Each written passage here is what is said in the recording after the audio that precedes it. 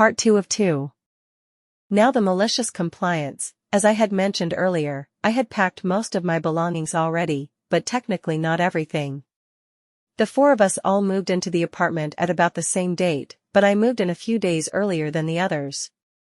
This means I had bought a lot of the communal items myself.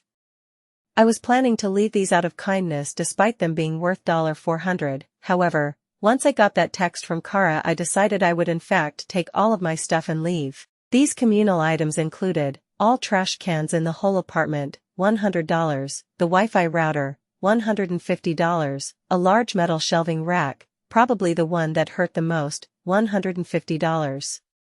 The shelving rack was likely the most devastating loss for them since they had tons of stuff. For reference, the kitchen had 10 cupboards and 8 drawers, of which I used 2 cupboards and 1 drawer to store my items. The cupboards I used were also the ones above the microwave and the fridge since I am the tallest and wanted to be considerate. All the rest of the cupboards, drawers, and the entire metal rack, which had 5 large shelves, were filled to the brim with my roommate's stuff. Essentially, there was absolutely no way they'd be able to fit it in the amount of space I left behind without buying another rack or putting it on the counter and floor.